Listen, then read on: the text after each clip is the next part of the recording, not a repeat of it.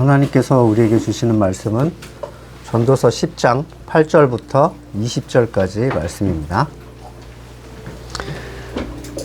구덩이를 파는 자는 거기에 빠질 수 있고 담을 허무는 자는 뱀에게 물릴 수 있다. 돌을 떠내는 자는 돌에 다칠 수가 있고 나무를 패는 자는 나무에 다칠 수가 있다. 도끼가 무딘데도 그 날을 갈지 않고 쓰면 힘이 더 든다. 그러나 지혜는 사람을 성공하도록 돕는다. 뱀을 부리지도 못하고 뱀에게 물리면 뱀을 부린다는 그 사람은 쓸데가 없다. 지혜로운 사람은 말을 해서 덕을 보고 어리석은 사람은 제 입으로 한 말 때문에 망한다. 어리석은 자의 입에서 나오는 말은 어리석음으로 시작해서 사악한 광기로 끝난다. 그런데도 어리석은 자는 말을 하고 또 한다. 무슨 일이 일어날지 아는 사람은 없다. 앞으로 일어날 일을 말해줄 수 있는 사람이 누구인가? 제 집으로 가는 길조차 못 찾는 어리석은 자는 일을 해도 피곤하기만 하다. 왕은 어리고 대신들은 이른 아침부터 잔치에 빠져 있는 나라여, 너는 저주를 받을 것이다. 왕은 출신이 고귀하고 대신들은 취하려고 해서가 아니라 건강을 지키려고 제때에 먹는 나라여, 너는 복을 받을 것이다. 게으른 자의 집은 들보가 내려앉고 손이 놀면 지붕이 샌다. 잔치는 기뻐하려고 벌이는 것이다. 포도주는 인생을 즐겁게 하고 돈은 만사를 해결한다. 마음속으로라도 왕을 욕하지 말며 잠자리에서라도 존귀한 이를 저주하지 말아라. 하늘을 나는 새가 네 말을 옮기고 날짐승이 내 소리를 전할 것이다.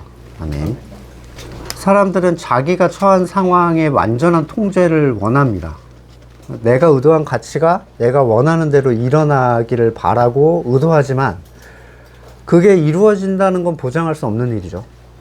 합격을 해서 합격을 위해서 공부를 열심히 한다고 해서 원하는 곳에 붙는 것도 아니고, 누군가를 혼내주기 위해서 계획을 꾸민다고 해도 그게 나한테 해가 되는 경우도 있고, 8절은 누군가에게 해를 끼치기 위해 함정을 파는 사람들, 남이 만들어 놓은 것을 쓰러뜨리려고 하는 사람들이 오히려 그 일로 피해를 보는 경우를 말하고 있어요.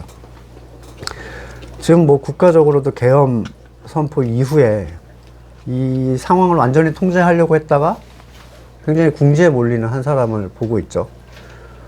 성경에도 이런 경우가 굉장히 자주 발생합니다. 다니엘을 고발해서 제거하려고 했던 이 다리오 왕의 고관들은 법을 만들어서 왕을 제외한 누구에게라도 절을 하면 사자밥으로 주자 결의했죠.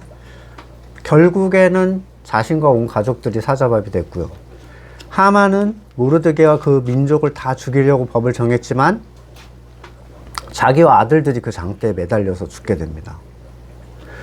자기의 유익을 위해서 누군가에게 해를 끼치려 한다고 해서 그게 뜻대로만 되지는 않는다는 거예요. 성도의 입장에서 내가 누군가에게 해를 끼쳐야 되겠다 이렇게 하진 않으시겠지만, 때로 나를 괴롭게 하는 사람들을 스스로 응징하거나 이 복수하고자 하는 마음이 들 때 그걸 처리하셔야 돼요. 그 생각을 처리하셔야 된다는 거예요. 심의 또는 사울, 이런 처리에 대한 일을 하나님께 맡겼던 다윗의 마음은 그 모든 상황을 주관하시는 주권자에 대한 신뢰였어요. 스스로 복수를 할 때 우리는 주권자의 능력을 즐길 수 있습니다. 스스로 복수할 때 끝내주죠, 그 기분.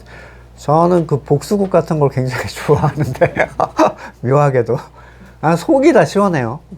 굉장히 시원하게 복수하는 사람들을 보면 내가 내 주권에 따라 내가 응징자가 되는 거예요. 근데 그 일은 성도에게 굉장히 위험한 발상입니다. 간혹 마음에 떠오를 수는 있지만 빨리 제거를 하시는 게 좋아요. 이와 반대로 만약에 누군가 성도를 해하려 해도 하나님 손 밖에서 일어나는 일은 없다는 거, 그렇기 때문에 두려워하지 말라는 거. 9절은 8절과는 달리 이득을 얻기 위해 한 일에 대해 스스로 해를 입는 상황이 나타납니다. 이 본문에서 말하는 돌을 떠내는 자라는 건 집을 짓기 위한 어떤 건축 재료를 떠내는 거고요. 나무를 패는 사람도 자기가 의도한 어떤 선한 가치를 만들어내기 위해 하는 일이에요. 이 사람들은 좋은 의도, 선을 이루고자 하는 목표를 가지고 있고 그 일을 추진하지만 그 일 자체가 자기에게 해가 되는 경우를 다시 보여줍니다. 웃사는 떨어지는 주님의 궤를 붙잡다가 죽었죠. 베드로는 주님의 죽음을 막겠다고 했다가 사탄이란 꾸지람을 들었습니다. 사라는 자녀를 얻기 위해, 그러니까 하나님의 뜻을 이루기 위해 하갈을 통해서 이스마엘을 낳았고요. 모세는 하나님의 백성을 돕겠다고 애굽인 하나를 쳐 죽이고 왕좌에서 쫓겨나 도망가게 되죠. 오병이어를 맛본 사람들은 주님을 잡아서 자기의 탐욕을 채워줄 왕으로 세우려고 했지만 주님이 거절하셨습니다. 내 선한 의도라는 건 그 정체는 사실 전혀 선하지 않아요. 스스로 유익을 얻으려던 선한 의도와 또 타인에게 해를 끼치려던 나쁜 의도의 결과가 내 의도와 관계없이 나한테 해가 된다는 것. 의도한 가치가 내 뜻대로 일어날 수 있다면 그 결과는 무엇을 따라서 일어나는 건가요? 하나님의 뜻이에요. 결과는 하나님의 뜻에 달려있고 그렇기 때문에 내 쓸데없는 의도는 굉장히 나한테 해를 끼친다는 거죠. 모든 일의 주관자, 그 때의 주관자가 하나님이시기 때문인데 하나님의 의도를 벗어나서 행하는 악행은 당연히 자기에게 해가 되고 의도를 벗어나는 선행도 자기한테 해가 돼요. 선악의 주권이라는 원죄적 관점에서 왜 선을 행하는 자가 그것으로 망하게 되는가? 이게 이상하게 받아들일 이유가 하나도 없습니다. 하나님의 때와 하나님의 주권 앞에서 사람의 선한 의도라는 건 방해거리예요, 그냥. 아무 가치를 갖지 못하기 때문인데 이것은 성경적인 죄를 인정하는 사람만 받아들일 수 있는 얘기입니다. 10절에서 11절은 지혜를 제대로 사용하지 못하는 사람들의 어려운 삶을 묘사하고 있는데 날이 무딘 공구를 사용해 보신 적이 있죠? 안 드는 칼, 뭐 이런 거 있잖아요. 떨그럭거리는 망치. 몇 배의 힘을 많이 소요하게 하고 굉장히 위험합니다. 그런 칼을 다루는 건. 지혜라는 건 성도에게도 동일한데 성도는 머리 대신 그리스도, 지혜의 근본 되시는 분의 지체로서 부름을 받은 존재예요. 골로새서 2장 3절에 그리스도 안에 모든 지혜와 지식의 보화가 감추어져 있습니다. 그리고 그 지혜는 구하라고 자꾸 요청이 되죠. 자동이 아니라는 거예요. 야고보서 1장 5절 여러분 가운데 누구든 지혜가 부족하거든 모든 사람에게 아낌없이 주시고 나무라지 않으시는 하나님께 구하십시오. 그리하면 받을 것입니다. 근데 이제 새벽 기도에 제가 어떤 목사님의 기도를 들은 적이 있는데 주님 지혜를 주십시오. 지혜를 주십시오. 계속 이제 지혜를 달라는 거예요. 그러니까 무엇을 위한 지혜인지는 모르겠어요. 근데 지혜를 계속 요청하고 있어요. 지혜가 부족하면 지혜를 구해야 되는데 지혜에 대한 오해를 바로 잡고 구해야 되겠죠. 세상의 지혜에 대한 사전적인 의미는 이래요. 사물의 이치나 상황을 제대로 깨닫고 그것에 현명하게 대처할 방도를 생각해내는 정신적인 능력. 하지만 성도에게 있어서 지혜는 어떤 정신적 능력치를 얘기하는 게 아닙니다. 사람들은 하나님께 지혜를 간구할 때 대처 능력을 바탕으로 뭔가를 구해요. 하지만 성도에게 있어서 지혜는 그리스도 그 자체시고 영적 지혜가 충만하기 위해서는 자기가 부인되어야 돼요. 전혀 구하는 방식이 다르죠. 쉽게 말해 지혜 있는 성도는 자기를 부인하는 존재예요. 반대로 성도가 내가 지혜 없다는 걸 인지할 수 있는 시점은 분명한데 내 주권이 주장되고 높아지는 시점, 자기를 부인하는 삶과 그러한 삶에 대한 지향과 소망이 점점 희미해지고 낮아지려는 성도들과의 연합이 점점 약해지고 세상의 체험을 지향하고 자랑하는 상황이 나한테 계속 나타나기 시작하면 그는 지혜가 무뎌진 상태예요. 종종 하나님의 음성에 민감하기를 바라는 사람들의 얘기를 듣습니다. 자기는 하나님의 음성에 민감하면 좋겠대요. 하지만 하나님의 음성이 뭘 지향하는지를 모르는 사람들은 사탄의 음성을 하나님의 음성과 구별하지 못합니다. 그저 종교적 행위를 수행할 때 드는 어떤 특별한 마음, 자기의 의를 채워줄 수 있는 독특한 아이디어, 이런 걸 하나님의 음성으로 착각하는 경우는 굉장히 흔한데, 예를 들어 제가 금식 기도를 하고 있는데 마지막 날, 막 힘이 다 빠져서 막 쓰러지기 직전 마지막 날 들었던 강렬한 어떤 생각, 또는 선교나 교회 일을 위해 무엇을 해야 되겠다라는 어떤 마음의 강렬한 펌핑 있죠. 예수님을 위해 목숨을 버리겠다고 했던 베드로, 얼마나 강렬한 펌핑으로 그 얘기를 했겠어요. 근데 사탄이란 꾸지람을 들었습니다. 단순히 종교적 생각이나 나의 희생적 헌신을 의심 없이 성령의 음성이다라고 확신을 할 수가 있겠는가? 하나님의 뜻은 성령을 통해서 말씀 안에서 우리한테 깨달아지죠.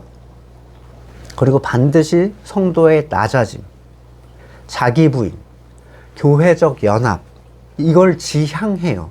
하나님의 뜻이라는 건. 베드로가 예수님을 위하려고 했을 때 자기의 선인지 그리스도의 뜻인지 분별할 수 있었다면 그렇게 꾸지람을 듣지 않았겠죠. 당시 베드로는 복음이 무엇을 지향하는지 알지 못했지만 우리는 성경을 통해서 알고 있어요. 베드로가 성령을 받았다면 지금 주님을 위하는 것이 내 뜻인지, 머리의 뜻인지, 수긍과 인정인지, 설령 자기의 뜻에 합하지 않더라도 하나님의 계획을 신뢰하고 자기를 부인할 수 있었겠죠. 성경은 성도에게 자기를 부인하고 자기 십자가를 지는 삶을 지향하게 합니다. 계속해서 한순간도 빠지지 않고요. 소위 하나님의 음성이 여기서 벗어나는 경우는 없어요. 절대로 없습니다. 하나님의 음성은 우리의 힘을 사용하는 대신 그걸 포기하게 만들고요. 그러한 성도들과 연합하게 만들어줘요. 너무 분명하죠? 내가 부인되지 않은 존재는 머리의 지혜를 받아들일 생각이 없죠. 주님, 결코 돌아가셔서는 안 됩니다. 이게 나오는 거예요. 베드로가 그런 케이스인데 자기 주권의 가치가 더 크기 때문에 그리스도의 가치를 자기 선악의 주권에 비해서 절대적이라고 생각하지 않아요. 그거는 오히려 뒤로 밀려가야 돼, 이렇게 생각하고 있어요. 그런 사람들은 자기의 힘으로 하나님의 일을 하려고 하죠. 교회를 세우고 자기 힘으로 그리스도를 돕고 자기 힘으로 성도를 어떻게 하고, 자기 부인은 필연적으로 성경 말씀에 근거해야 돼요. 사람들은 본능적으로 내가 불편하다고 생각하는 어떠한 것으로 나를 바꾸고 싶어요. 내가 불편하다고 생각하는 걸 제거하고 싶어 하는 거죠. 그래서 자기 부인의 초점도 다 거기 있습니다. 난 왜 이렇게 게으르지? 짜증나. 저 열심히 사는 사람 보면 너무 부러워. 근데 열심히 산다고 성령 충만한 게 아니거든요. 나는 물욕이 너무 많아. 근데 저 사람은 보니까 세상 그냥 가진 거 가지고 행복하게 살고 있어. 근데 세상에도 그런 사람이 있어요. 나는 왜 이렇게 화가 많지? 난 왜 이렇게 욱하는 거야? 자기를 온유하게 만들고 싶어 합니다. 그래서 말씀도 분노하지 말라는 말씀에 되게 꽂혀 있어요. 그리고 말씀을 문간에다 붙여놓죠. 사람이 성내는 것이 하나님의 의를 이루지 못한 뭐 이런 거. 자기를 막 제어하려고 그걸로. 근데 그렇게 하면서 화를 내지 않는 걸 자기 부인이라고 생각을 합니다. 이런 사람들은. 하지만 그것은 하나님이 주시는 말씀과는 다른데, 하나님은 우리가 고치고 싶은 포인트보다 다른 포인트를 보고 계시잖아요. 하나님의 마음이 어디 있는지 내가 모르는데 어떻게 내가 고쳐놓으면 나는 이건 하나님 마음에 들 거야 라고 생각을 하겠어요. 그게 유대인들이었잖아요. 말씀을 통해서 우리한테 그걸 알려주세요. 말씀을 통해 주신다는 건 일용할 양식 안에 하나님이 고치고 싶어 하는 부분을 심령을 찔러주시고 그 사람을 감동케 하셔서, 이 감동케 하시는 게 굉장히 중요합니다. 그러니까 지식적으로 넣어주는 게 아니라 그게 너무 뜨거워져서 그냥 그렇게 돼버려요, 그 사람이. 그 안에서 참된 가치를 발견하게 하시고 만족을 주셔서 더 이상 그것이 요구하는 유혹에 넘어가지 않도록 해버리시는 게 하나님의 방식이에요. 그러니까 여기 화내지 말라고 했다. 그러니까 화내지 말아야지 이게 아니라, 이 말씀이 만약에 그한테 들어가면 화내는 거에 무가치함이 그에게 너무 확 드러나는 거예요.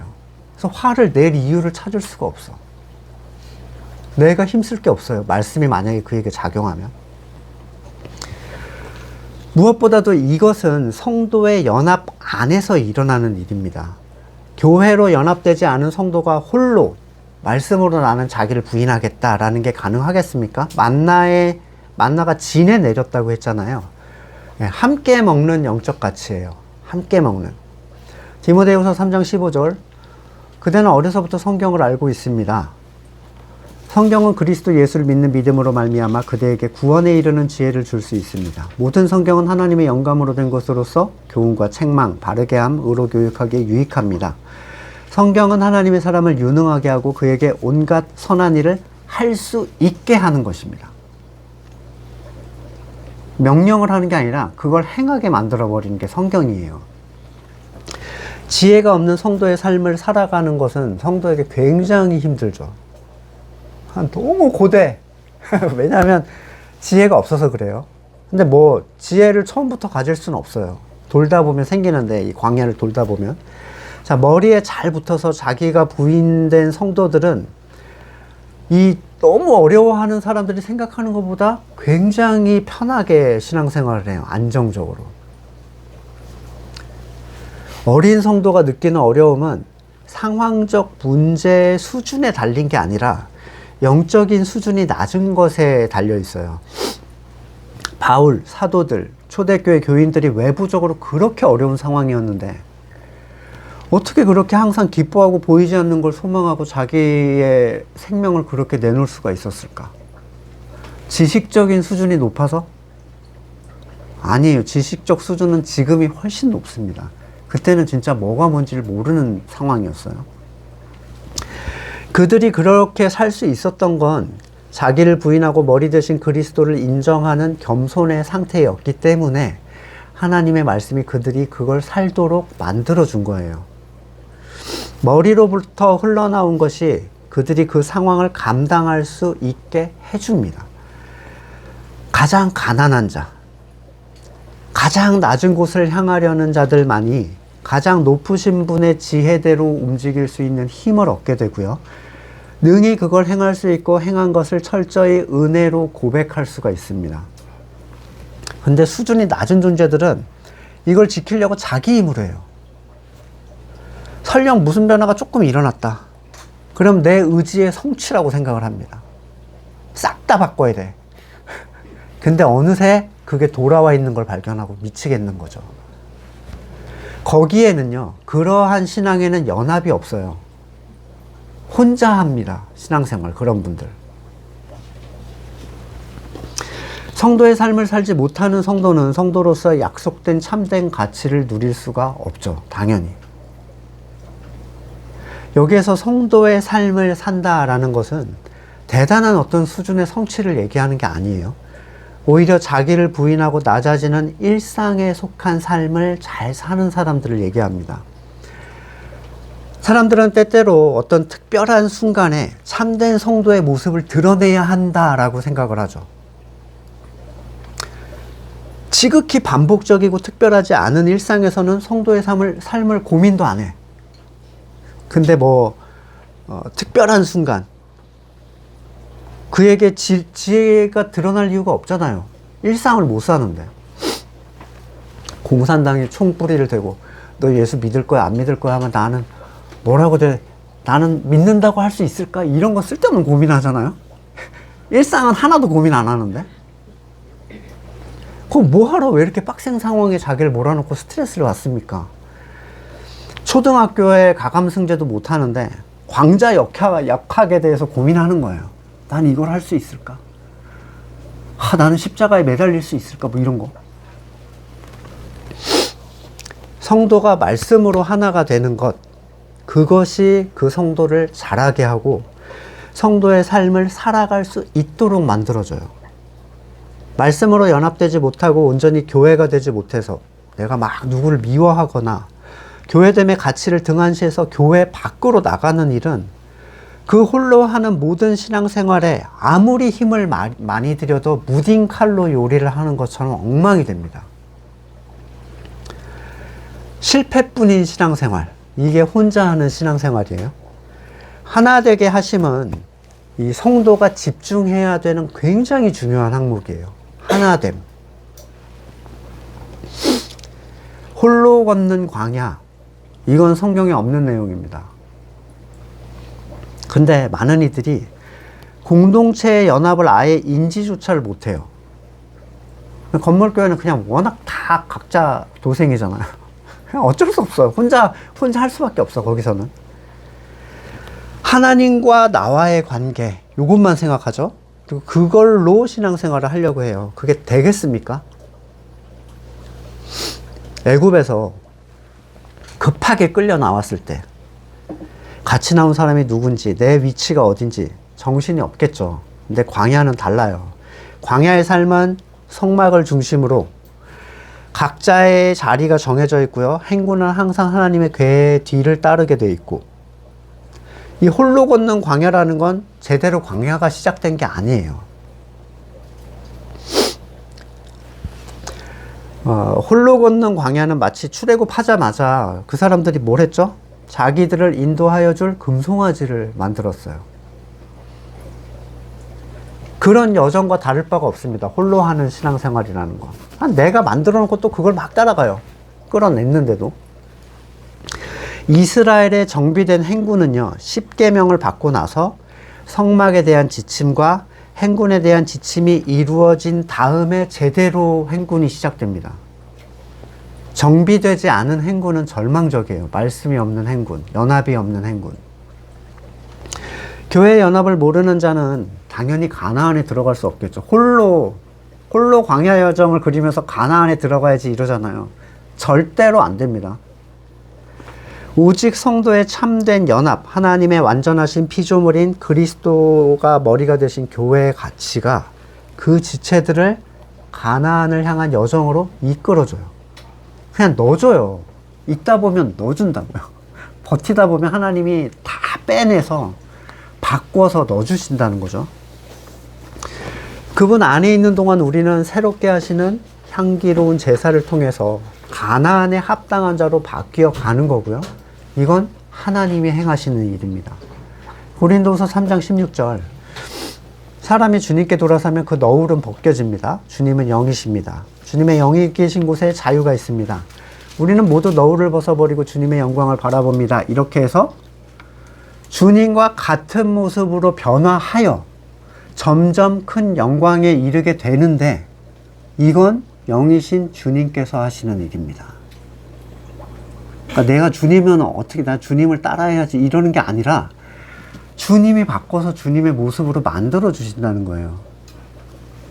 따라서 우리는 성령을 간구한다라는 의미를 바로 알아야 되는데, 성령께서는 성도를 어떻게 이끄시는가? 단순히 음성 주시고 이렇게 해라, 아무개야 저렇게 해라, 그게 성령의 음성인지 사탄의 음성인지 어떻게 알아요? 성령만이 주시는 음성에 분명한 특징이 있어요. 사탄이나 옛 자아는 절대로 자기 부인을 하게 하지 않습니다. 할 수가 없어요. 자기가 죽어야만 나오는 특징이에요, 이 자기 부인은. 여러분, 기적이 일어났든 죽어가는 사람이 살았든 아니면 죽은 사람이 벌떡 일어났든 누군가 미리 말한 것이 그대로 맞아 떨어졌든 전혀 중요하지 않아요. 그런 일은 있을 거라고 했어요. 믿는 자도 홀리기 위해서. 기적을 보고 따라가시면 안 돼요. 십자가와 자기 부인이 없는 음성은 다 거짓말입니다. 이건 흉내낼 수 없어요. 절대로 흉내낼 수 없어요. 사탄이나 옛 자아는 절대로 자기 부인을 추구하지 않아요. 그리고 또 이 음성은 이렇게 자기를 부인한 사람들을 하나로 연합하게 해줘요. 반드시 연합이 들어가 있어요. 이 연합은 사람이 계획하거나 의도할 수 없는 아주 특별한 연합이고요. 이 연합은 머리 되신 그리스도의 능력을 드러내는 힘을 바라는 연합이에요. 따라서 성령을 간구한다는 것은 자기를 부인하게 할 힘을 간구하는 거예요. 성령이 소멸된다는 건 자기를 부인할 힘을 잃게 된다는 거예요. 이게 교회됨과 깊은 연관이 있다는 거예요. 이 성령 충만함이라는 거. 하나님의 음성이라는 거. 마태복음 25장 3절에 어리석은 처녀들은 등불을 가졌으나 기름은 갖고 있지 않았다. 그러나 슬기로운 처녀들은 자기들의 등불과 함께 통에 기름도 마련하였다. 자기가 마련한 거예요. 누가 갖다 준 게 아니에요. 특별히 너는 이걸 가지고 있어라 이런 게 아닙니다. 지혜로운 처녀들은 등불과 함께 기름도 준비했는데 미련한 처녀들은 타고 있는 그 기름이 전부였어요. 영적 출애굽을 한 모든 사람에게 성령이 부어졌죠. 약속됐어요. 그리고 그 가치를 얻게 하시고 그 등불이 타오르게 하셨죠. 등불이 타고 있다고 해서 그게 항구연구처럼 영원히 켜진다고 얘기하지 않습니다. 성경이 하는 얘기예요. 그 불이 타고 있는 동안 우리는 기름을 간구해야 돼요. 그 기름을 주시는 주관자를 향하여 시선을 고정해야 됩니다. 이건 절대로 꺼지지 않는 기름이야 라고 생각하면 안 돼요. 슬프게도 이거는 한 몸인 성도조차 나눠줄 수가 없어요. 요청된 거라는 거예요. 각자에게. 8절에 미련한 처녀들이 슬기로운 처녀들에게 가서 우리 등불이 꺼져가니 좀 나눠줘라. 그렇게 하면 우리나 너나 다 모자랄 터이니 네가 가서 구해라. 이렇게 해버려요. 좀 매정하죠? 좀 덜어주면 좋잖아요. 근데 이게 매정해서 그런 게 아니라 형제 사랑이나 인정의 문제가 아닙니다. 이건 불가능한 일이라는 거예요. 형제를 사랑했으면 좀 나눠줘야죠. 가장 중요한 요청이잖아요.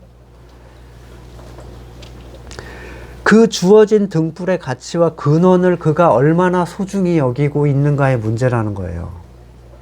이거는 절대로 꺼지지 않는 불이야 이렇게 생각하는가? 이건 은혜고 나는 이 은혜를 주신 분을 끊임없이 향할 것이다 라는 이 소중한 가치를 그가 가지고 있는가? 기름이 떨어져 가는 사람들은요, 빛을 잃어가죠. 빛이 줄어들 거 아니에요? 그리고 그을음이 엄청 심해집니다. 같이 하기가 굉장히 곤란할 정도로 힘들어져요. 그들은 말씀을 바르게 보지도 못하고요, 소화도 못하고 밝게 타고 있는 자들과 바르게 연합도 못해. 하지만 주님은 꺼져가는 심지를 끄시는 분은 아니에요. 불씨만 있다면 버티세요. 그냥 계속 버티셔야 됩니다. 그 안에 불씨만 있다면 버티세요. 하지만 꺼져버린 심지를 다시 켜주시는 분은 아니에요. 히브리서 6장 4절 한번 빛을 받아 하늘의 은사를 맛보고 성령을 나누어 받고 하나님의 선한 말씀과 장차올 세상의 권능을 맛본 사람들이 타락하면 새롭게 해서 회개에 이르게 할 수 없습니다. 그런 사람들이야말로 하나님의 아들을 다시금 십자가에 못 박고 욕되게 하는 것이기 때문입니다. 끊어진 그들에게 새로운 그리스도가 필요한데 또 다른 그리스도는 없어요. 오히려 거저주신 은혜를 소홀히 하고 그리스도를 욕되게 한 그들에 대한 징계라는 게 얼마나 무섭겠는가를 생각하셔야 되죠. 히브리서 10장 26절 우리가 진리에 대한 지식을 얻은 뒤에 짐짓죄를 짓고 있으면 속죄의 제사가 더 이상 남아있지 않습니다. 남아있다고 예상할 수 있는 것은 무서운 심판, 반역자들을 삼킬 맹렬한 불. 모세의 율법을 어긴 사람도 두세 명의 증인이 있으면 가차없이 사형을 하는데 하나님의 아들을 짓밟고 거룩하게 해준 언약의 피를 대수롭지 않게 여기고 항구영구야 이딴 식으로 생각하는 거죠. 은혜의 성령을 모욕한 사람은 얼마나 더 무서운 벌을 받아야 하겠는가를 생각해 보십시오. 그러니까 한국 연구러들이 히브리서를 싫어해요. 저 유대인들한테 준 거야 이래요. 유대인이나 헬라인이랑 차이가 없다고 했는데 12절부터는 말의 중요성에 대한 언급을 합니다. 지혜가 있는 사람은 말로 덕을 보고 어리석은 사람은 말 때문에 망한다. 마태복음 12장 34절 독사의 자식들아 너희가 악한데 어떻게 선한 걸 말할 수 있겠느냐. 마음에 가득 찬 것을 입으로 말하는 법이다. 선한 사람은 선한 걸 쌓았다가 선한 걸 내고 악한 사람은 악한 걸 내고 너희가 심판날에 자기가 말한 온갖 쓸데없는 말을 해명해야 할 것이다. 로마서 14장 11절에도 주님께서 말씀하신다. 네가 살아있으니 모든 무릎이 내 앞에 꿇을 것이요. 내가 살아있으니 모든 무릎이 내 앞에 꿇을 것이요. 모든 입이 하나님을 찬양할 것이다. 그러므로 우리는 각각 자기 일을 하나님께 사실대로 아뢰야 할 것입니다. 우리의 입에서 나오는 말이 하나님의 뜻에 합한 것인지, 나를 낮추는 말인지, 성도의 연합을 도모하는 말인지, 그리스도의 의를 따르게 하는 말인지를 계속 살펴야 돼요. 이건 나 개인의 의도로 나오는 게 아니라 교회된 자로 있을 때 흘러나오는 머리 되신 분의 지혜가 우리가 그렇게 말하게 해줘요. 교회에 잘 붙어 있을 때. 아무리 의도해도 사실 우리는 안에 있는 것과 다른 걸 얘기할 수가 없습니다. 몇 마디는 해볼 수 있어도 결국에는 자기 속에 있는 걸 꺼낼 수밖에 없어요. 우린 많이 봤죠? 오랫동안 숨어 있어도 결국에는 자기 속에 있는 얘기를 꺼내요. 속담에도 가만히 있으면 중간은 간다. 왜냐면 내 수준이 드러나지 않으니까. 예, 그런 얘기가 있는데 말을 하면 할수록 나의 그 적나라한 상태를 드러내요. 근데 지혜가 없는 사람들은 내가 수준이 떨어진다고 생각하지 않아요. 그러니까 말을 계속해. 계속 담화를 하는데 담화의 내용이 자기한테 해가 되는 내용을 계속 하는데 그걸 인지를 못해요, 이분이. 가만히, 그 소속 당에서 굉장히 힘들어 하더라고요. 아니, 이런 얘기를 지금 왜 하는 거야? 너무 맞으니까, 자기는. 겸손한 사람은 말수가 없는 사람이 아니라 내 무지와 연약을 알기 때문에 말을 할 수 없는 사람들이 이제 진짜 겸손한 사람이에요. 제어가 없는 입술은 입술에 대한 결과를 책임을 져야 됩니다. 15절에 제 집으로 가는 길을 찾지 못하는 자의 피곤함에 대한 얘기가 있는데 집에 찾아가는 거는 기본이죠. 기본 중의 기본. 네? 아무리 술을 먹어도 집으로는 들어가는 게 정상이에요. 최소한의 인지의 정상이에요. 성도는 하늘 본향을 향하고 있는 나그네입니다. 히브리서 11장 13절에 이 사람들은 모두 믿음을 따라 살다 죽었습니다. 그들은 약속하신 것을 받지 못했지만 멀리서 바라보고 반겼으며 땅에서는 길손과 나그네의 신세임을 고백했습니다. 16절에 사실 그들은 더 좋은 것을 동경하고 있었던 것입니다. 곧 하늘의 고향입니다. 이런 사람들에게 하나님이 부끄러워하지 않으시는데 성도가 피곤한 이유는 고향으로 가는 법을 잘 몰라요, 이 사람이. 그래서 헤매는 거예요. 기초적인 영역에서 헤매는 거예요. 머리의 뜻과 달리 땅의 것을 자꾸 구하는 성도들은 뭘 해도 피곤할 수밖에 없습니다. 근데 바른 방향을 가지고 가는 사람들은 내 힘을 사용하지 않기 때문에 사용할 수도 없어요. 그래서 항상 지치지 않아요. 이사야 40장 31절 그 유명한 오직 주님을 소망으로 삼는 사람은 새 힘을 얻으리니 독수리가 날개치며 오르듯 올라갈 것이요 뛰어도 지치지 않으며 걸어도 피곤치 않을 것이다. 성도의 삶이 신앙생활이 지친다라는 건 자기 힘으로 하고 있다라는 걸 보여주는 것 뿐이에요. 성도에게 안식년 같은 인간적 영역의 쉼이 필요가 없습니다. 많은 목사님들의 안식년을 제가 날린다고 돌팔매를 맞을 수도 있는데 누군가 참된 신앙으로 바르게 달려갔다면 그는 주님께 힘을 얻을 뿐 절대로 지치지 않아요. 왜냐하면 하나님의 힘으로 채워진 그 힘으로 하기 때문에. 모세가 주님의 힘으로 홍해를 건너고 광야, 나이 80에서 120까지 여러분 광야 여행만 가도 3일 가면 집 생각밖에 안 나는데 여러분 광야를 80노인이 40년 돌았는데 마지막에 눈빛이 어땠다 그래요? 끝내주는 사람이었어요. 절대로 지치면 그건 자기 힘으로 한 거예요. 난 좀 쉬어야 되겠어요. 이런 건물교회 많죠? 열심히 달리다가 갑자기 사라지는 사람들. 목사님들도 막 번아웃 된대요. 번아웃이 왜 됩니까? 그럼 자기가 하고 있었단 얘기잖아요. 히스기야가 주님의 힘으로 아수르 18만 5천을 승리를 봤을 때 한 게 있었어요? 그냥 주님의 영이 다 처리해 버렸어요. 엘리야가 주님의 힘으로 바알과 아세라 850대 1의 싸움을 이겼을 때, 기드온이 300으로 여리고를 무너뜨렸을 때, 지치기는커녕 놀라면서 하나님의 하신 일을 찬양할 수밖에 없었죠. 나 좀 쉬어야 되겠어 이제. 이래요? 이 놀라운 일을 봤는데?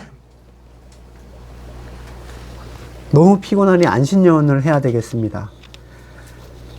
이러니까 또 주님이 주신 힘으로 교회를 하시려고 하는 분들이 계세요. 되겠습니까? 그런 게. 지친다면 이미 하나님의 힘으로 하는 게 아니고요. 이건 안 지친 척 노력하라는 얘기가 아니라 시작부터 잘못됐다는 걸 아셔야 된다는 거예요. 하나님의 힘으로 하는 일은 처음부터 엄청 놀라워요. 그리고 엄청 기대가 되고 내 힘을 빼야 되겠다라는 생각이 계속 들어요. 처음부터. 하나님이 그 사람이 하던 일을 중간에 하나님의 일로 이렇게 고쳐주시지 않습니다. 시작부터 하나님이 하시는 거예요. 그리고 끝나고 나서 이건 하나님이 하셨다고 진짜로 그 이빨린 그런 다 주님의 은혜죠 이런 게 아니라 진짜 주님의 힘으로 하셨다고 고백을 하게 되는데 이것도 또 다 다르게 생각하고 있겠죠. 듣는 분들. 예. 여기는 그런 분이 없을 거라고 생각해요. 근데 분명히 다 하나님의 은혜였다 이렇게 얘기한다니까요. 16절부터 두 나라를 대비적으로 보여줍니다. 한 나라는 합하지 않은 자들이 위에 앉아가지고 즐기기에 몰입된 나라. 한 나라는 바르게 된 존재들이 맡겨진 일에 최선을 다하려고 힘쓴 나라인데 16절의 나라는 왕이 자기의 자리를 감당할 능력이 없어요. 대신들은 아침부터 취해 있습니다. 하루의 시작부터 취해 있다라는 그런 나라는 반드시 저주를 받는데 그리스도의 다스림이 없는 나라죠. 성령으로 분별함이 없어서 술 취한 자 같은 존재들이에요. 자기 죄를 마시는 곳, 하나님의 임재가 있는 교회라고 말할 수가 없습니다. 반면 17장의 나라는 17절 왕의 출신부터가 고귀하다 이렇게 설명이 되는데 앞에 왕과는 달리 대신들의 간섭을 받지 않는 영역에 있는 사람이에요.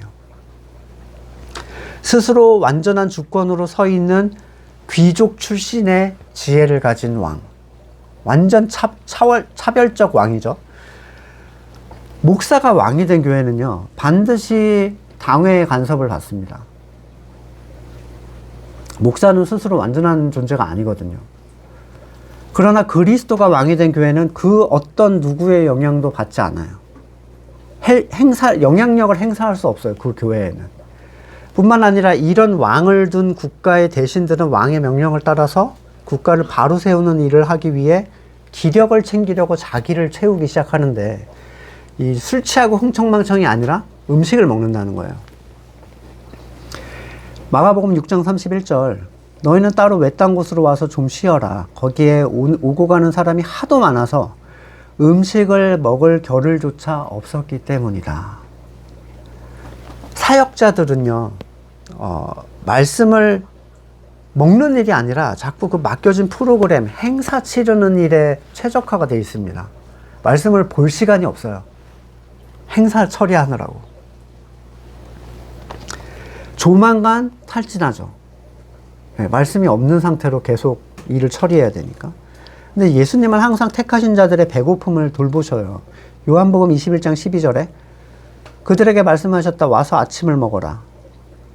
가까이 오셔서 빵을 집어서 그들에게 주시고 이와 같이 생선도 주셨다. 채워주시죠. 계속. 예수 그리스도가 머리 된 곳의 성도들은 말씀으로 자기를 계속 채웁니다. 그들의 채움은 온전한 교회가 되기 위한 필요이기 때문에 때로는 의지적으로 행해야 될 때도 있어요. 말씀이 항상 달기만 하면 여러분 맨날 말씀 보겠죠. 제가 말씀드렸죠. 저도 항상 단 게 아니라고. 어떨 때는 맨 벽을 대하는 것처럼 내가 어디서부터 어디까지 읽었는지도 모르고 지나갈 때도 있고요. 아무런 허기를 채우지 못하고 성경을 덮을 때도 있어요. 하지만 교회됨, 그리스도의 제자됨의 가치를 그대로 누리려면 우리는 매일 영원한 양식을 구해라 라고 하신 주님의 말씀처럼 그걸 행해야 돼요. 이런 왕과 성도가 있는 교회는 복이 있는 곳입니다. 18절, 19절 보시면 앞에 두 절과 연결돼서 한 국가 안에서 그 구성원의 게으른 상태가 결국 전체에게 크게 부정적인 결과로 나타남을 보여주는데, 교회된 성도는 온전히 하나님의 능력으로 이루어지는 가치와 자기의 나태를 혼동해서는 안 됩니다. 그런 거 있잖아요. 하나님이 하시니까 나는 그냥 가만히 있으면 돼. 근데 이게 자기 부인이 아니라 나태를 그렇게 인지하는 경우가 있어요. 어차피 하나님이 하시니까 이렇게. 참 구별하기 쉽지 않은 영역인데, 에베소서 4장 3절 성령이 여러분을 평화의 띠로 묶어서 하나가 되게 해주신 것을 힘써 지키십시오.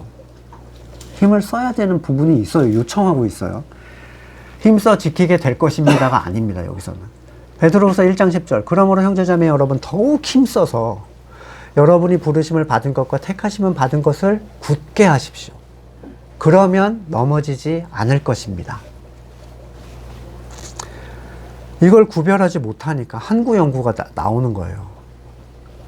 그러니 미련한 5처녀의 쫓겨남도, 한 달란트를 묻어둔 종의 쫓겨남도 겁주기 위한 얘기다 라거나 본래부터 거듭나지 않은 거였다, 이렇게 얘기하는 거예요.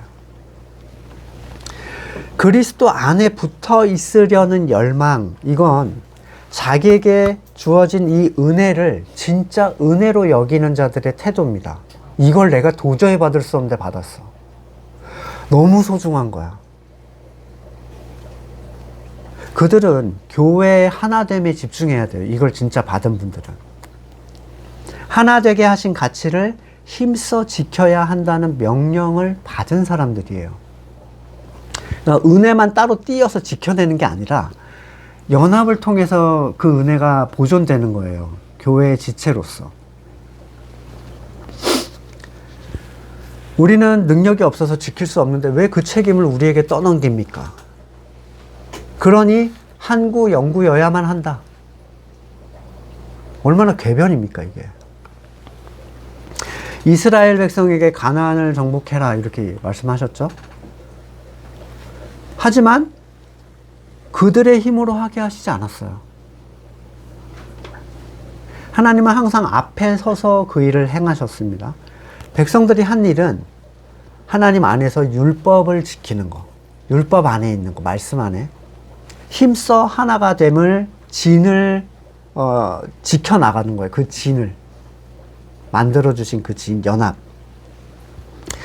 하나님이 하신다라는 의미는 성도가 아닌 다른 존재들은 이해할 수가 없습니다. 이게 무슨 말인지. 끼케야 행사를 하나님이 해주신다, 이런 성황리에 이 행사를 안전하게 잘 마쳐서 너무 감사합니다, 뭐 이런 거. 하나님의 명령을 따른다는 건 내가 배제되는 것임에도 불구하고 요청되는 것과 책임이 있다는 사실, 오직 성도만이 이해할 수 있는 일이에요. 내가 배제되는데 나는 가만히 있는 게 아니라 나를 배제시켜야 돼. 배제하는 거는 사실 아무것도 안 하는 거라고 생각하잖아요. 근데 우리는 본능적으로 뭔가를 막 하려고 해요. 이게 옛 습성이죠. 그걸 처리하고 자기 십자가를 지는 걸 요청한다는 거예요. 자기 부인이 자동으로 된다고 하는 분들은 예, 절대로 떨어짐이 있을 수 없겠죠. 결국 교회된 자의 게으름, 자기 부인에 대한 나태, 하나 되게 하심에 대한 소홀함, 영적으로 잠들어 있는 삶은 반드시 그의 삶의 신앙적인 부정적인 영향을 드러내고요. 그 비참한 결과는 그 사람 스스로의 선택의 결과입니다. 19절은 다소 뜬금없어 보이게 하는데 앞에서 16절에서 왕은 무능하며 대신들이 연회를 즐기는 나라의 모습에 대한 설명이에요. 그들은 자신이 기뻐하는 일을 하려고 그 일을 하는 거죠. 술에 취하는 거예요. 술에 취하는 게 이 진짜 술이 아니라 성령 받지 못한 사람의 태도를 보여주는 거예요.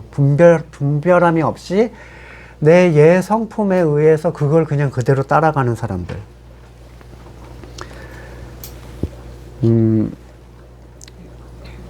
왕은 무능하고 대신은 연회를 즐기는 나라의 모습. 그리고 인생을 즐기려고 포도주에 취한다 이렇게 표현하죠. 삶을 즐기려고. 마지막에 돈은 만사를 해결한다. 이게 좀 뜬금없어 보여요. 되게 무슨 얘기를 하는 건지. 이 말은 당연히 전도서 기자가 앞에 말했던 부의 헛됨의 기준에서 격언으로 받아들이면 안 돼요. 아, 성경도 돈은 만사를 해결한다고 했다고. 이렇게 이 성경을 한두 구절만 띄워보니까 이렇게 되는 거죠.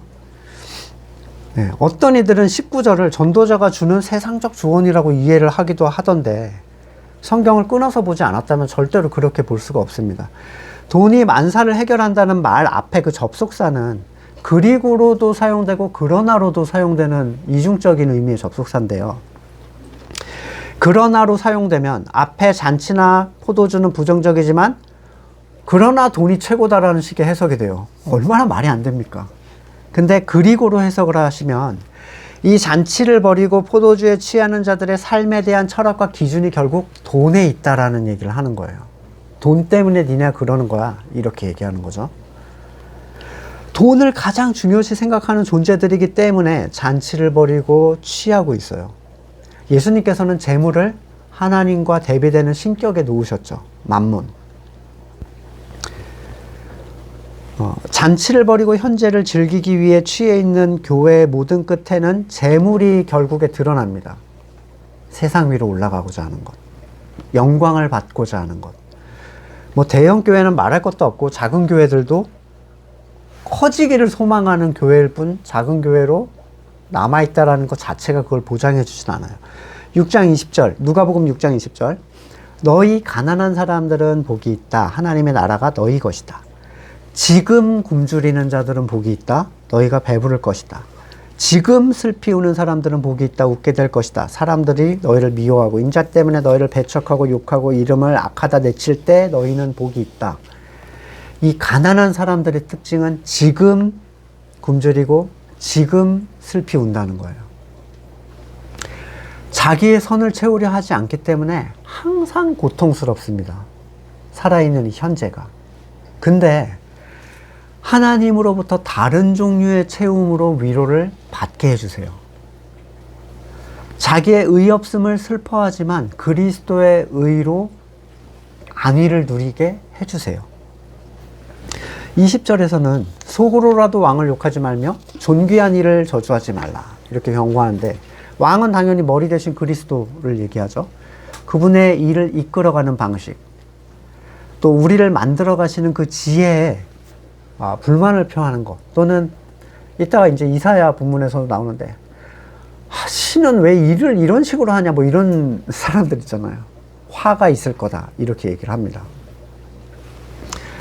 개역개정에서는 이 존귀한 일을 부자로 번역을 해놨어요. 이게 참 어려운데 존귀한이라는 의미가 훨씬 적절합니다. 부자를 욕하지 말라는 얘기가 아니라 존귀한 일을 욕하지 말아라 이 얘기인데 7장에서 명예가 값진 향유보다 낫다라고 말했듯이 이 존귀한 자들은 성도를 얘기를 합니다. 성도는 하나님의 뜻과 생명이 그 안에 있는 존재예요. 하나님의 계획이 담겨있는 존재. 그들이 교회 안에 있는 한 어떤 것으로도 불만의 이유가 될 수 없어요. 교회라는 이유 하나만으로. 예수님이 우리를 받아줬는데 뭘 우리가 뭐 마음에 안 들고 말고가 뭐가 있겠습니까? 그들에 대한 저주는 하나님의 뜻에 대한 저주랑 똑같은 거예요. 성도에 대한 저주라는 거. 마태복음 5장 23절, 너 재단에 재물을 드리려고 하다가 형제자매가 너에게 어떤 원한을 품고 있다는 생각이 나거든 재물을 재단 앞에 놓고 먼저 가서 걔랑 화해해라. 그 다음에 돌아와서 재물을 드려라. 이거는 연합에 대한 처리가 되지 않은 사람은 하나님께 개인적으로 뭔가를 할 수 없어요. 성도를 미워하는 존재는 어떤 예배도 인정을 받을 수가 없습니다. 그 미움은 하나님 자신에 대한 미움이라는 거예요. 예수님께서 하나님의 택하심 때문에 나는 너희를 부끄러워하지 않는다 하셨는데 우리가 누구를 미워하고 누구를 화를 내겠는가? 그러니까 정말 성도로 확정이 되면 나머지는 끝난 거예요, 그냥.